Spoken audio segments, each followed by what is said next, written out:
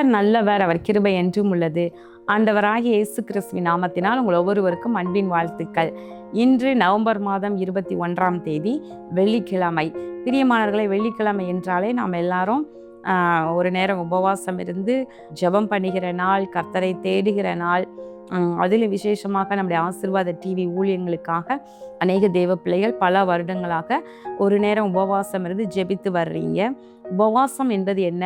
நம்ம ஆகாரத்தை ஒரு நேரம் தவிர்த்து கர்த்தருடைய சமூகத்தில் நம்மை தாழ்த்தி நம்ம ஜெபம் பண்ணுவது தான். கர்த்தருக்கு முன்பதாக தாழ்மைப்படுங்கள் என்று வசனம் சொல்கிறது. எப்படி தாழ்த்துவது? நம்ம ஆகாரத்தை ஒதுக்கி நம்ம இருதயத்தை தாழ்த்தி நம்ம ஜெபம் பண்ணுவது தான் உபவாச ஜெபம். பெரியமானவர்களே, இன்றைக்கு உள்ள வசனத்தை கூட நாம் தியானிப்போம். 2 ராஜாக்கள் 22ஆம் அதிகாரம் 19ஆம் வசனத்தின் பின்பகுதி. நீ கர்த்தருக்கு முன்பாக உன்னை தாழ்த்தி உன் வஸ்திரங்களை கிழித்து கொண்டு எனக்கு முன்பாக அழுதபடியினால் நானும் உன் விண்ணப்பத்தை கேட்டேன். கர்த்தர் யூதாவின் ராஜாவாகிய யோசியாவிடம் இவ்விதமாக சொல்லி அனுப்புகின்றார்.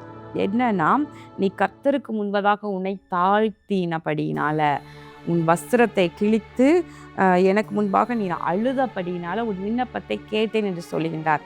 இது என்ன சம்பவம் என்று சொல்லி முன்பகுதியில் அந்த அதிகாரத்தை வாசித்து பார்த்தோமானால், யோசியா 8 வயதில் ராஜாவானார். அவன் கர்த்தரின் பார்வைக்கு செம்மையானதை செய்து தன் தகப்பனாகிய தாவீதின் வழிகள் எல்லாம் வலதுபுறம் இடதுபுறம் விலகாமல் நடந்தான் என்று பார்க்கின்றோம்.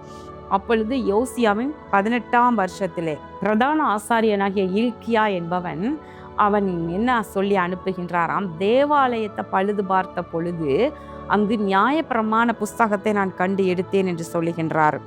அப்படி என்றால் பாருங்களேன், இந்த நியாயப்பிரமாண புஸ்தகம் வழி வழியாக எல்லா இஸ்ரவேலின் மற்றும் யூதாவின் எல்லா ராஜாக்களும் அதில் ஒரு பிரதியை தனக்கென்று எழுதி வைத்து கொள்ள வேண்டும் என்று முன்னமே சொல்லப்பட்டிருக்கிறது. மோசேயின் காலத்திலேயே அது சொல்லப்பட்டிருக்கின்றது. அந்த நியாய பிரமாணத்திற்கு, அதாவது கர்த்தருடைய கட்டளைகளுக்கு கற்பனைகளுக்கு ராஜா கீழ்ப்படிந்து நடக்க வேண்டும். தான் கீழ்ப்படுகிறது மாத்திரமல்ல, தான் நடத்துகின்ற ஜனத்தையும் கீழ்ப்படிந்து நடக்க பண்ண வேண்டும் என்பதற்காகவே இந்த ஆலோசனை கொடுக்கப்பட்டது.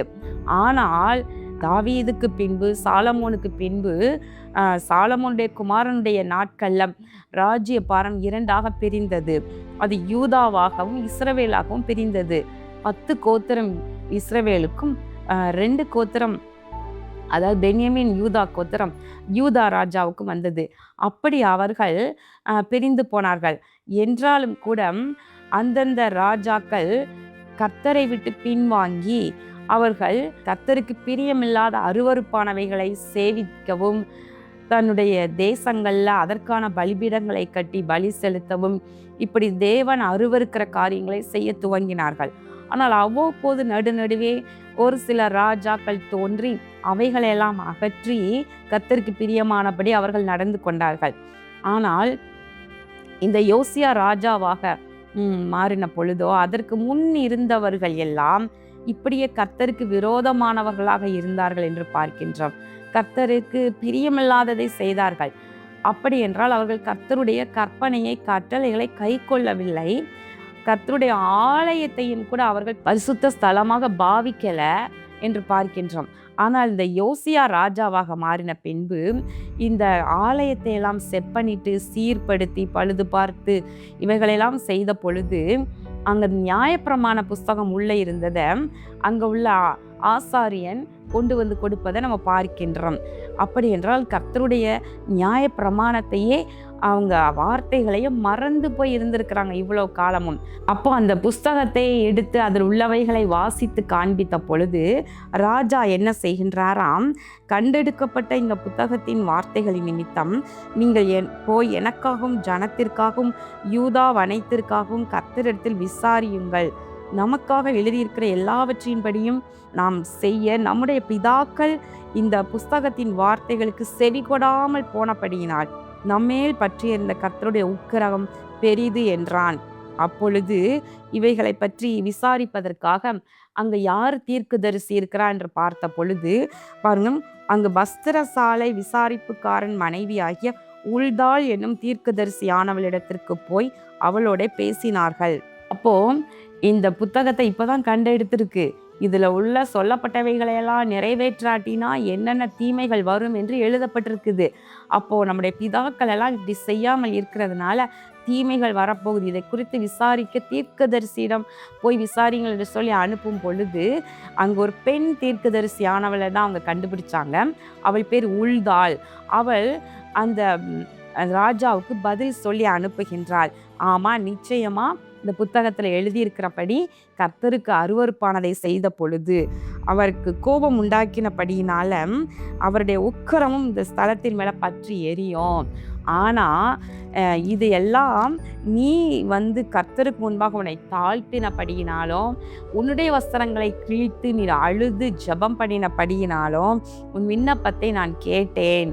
எனவே இப்படிப்பட்ட அழிவு உன் காலத்தில் இருக்காது, உனக்கு சமாதானம் உண்டாயிருக்கும், நீ சமாதானத்தோட உன் பிதாக்கள் கல்லறையில் போய் சேருவாய் என்று ராஜாவுக்கு வார்த்தைகள் வருகின்றது. பிரியமானவர்களே, இதிலிருந்து இன்றைக்கு நம்ம என்ன சத்தியத்தை அறிந்து கொள்ளலாம் என்றால், ஒருவேளை முன்னோர்கள், குடும்பத்தில் இருக்கிற முன்னோர்கள், பெரியவர்கள் இல்லை கர்த்தருக்கு விரோதமாக பாவம் பண்ணி அவரை கோபப்படுத்தி இருந்தாலும் கூட நீங்கள் இதை அறிந்த பொழுது, தேவ பிள்ளைகளாகி நீங்கள் என்றைக்கு இதை அறிகிறீர்களோ, இதை அறிந்து உணர்ந்து உங்களை தாழ்த்தி தேவ சமூகத்தில் உபவாசம் பண்ணி அழுது ஜெபம் பண்ணும் பொழுது கர்த்தர் உங்கள் விண்ணப்பத்தை கேட்பார், உங்களுக்கு மனம் இறங்குவார். அந்த நாட்களில் பழைய ஏற்பாட்டு காலத்தில் இயேசு கிறிஸ்துவனுடைய இரத்தம் சிந்தப்படலை. எனவே அவங்களுக்கு இப்படிப்பட்ட விதமான ஒரு விடுதலை இல்லாமல் இருந்துச்சு. ஆனால் இப்பொழுதோ ஆண்டவராகிய இயேசு கிறிஸ்து நமக்காக பூமியில் சுமார் 2000 ஆண்டுகளுக்கு முன்பதாக தன்னுடைய இரத்தத்தை சிந்தி எல்லா சாபத்திலிருந்து நம்மை விடுவித்திருக்கின்றார். அப்படி என்றால் இன்றைக்கு நீங்கள் மனம் ஆண்டவர் சமூகத்தில் தாழ்த்தி அழுது ஜெபிக்கும் பொழுது இயேசு கிறிஸ்துடைய இரத்தத்தினால் உண்டாகிய ஜெயத்தை நாம் பெற்றுக்கொள்கின்றோம். அப்படி என்றால் முன்னோர்களுடைய சாபங்கள், அவர்கள் கர்த்தருக்கு விரோதமாக அவர்கள் நடந்து கொண்ட கோபப்படுத்தின விதங்கள் எல்லாம் உங்களை அது தொடாது, உங்கள் குடும்பத்தை தொடாது. ஆட்டுக்குட்டியாருடைய இரத்தத்தினாலே நீங்கள் ஜெயத்தை பெற்றுக்கொள்ள முடியும். நம்ம என்ன செய்யலாம்? கர்த்தருடைய சமூகத்தில் தாழ்த்தி உபவாசம் பண்ணி விண்ணப்பம் பண்ணினால் போதும், கர்த்தர் நமக்கு இறங்குவார். கண்கள் மூடி ஜெபம் பண்ணுவோமா?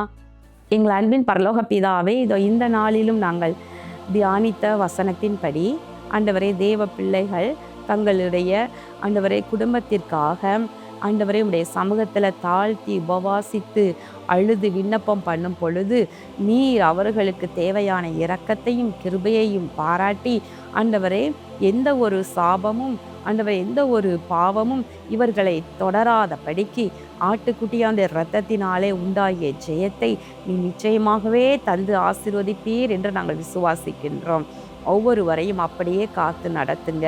இயேசு கிறிஸ்துவின் நாமத்தினாலே வேண்டிக் கொள்கிறேன் நல்ல பிதாவே, ஆமேன். கர்த்தர் உங்களை ஆசீர்வதிப்பாராக. ஆமேன்.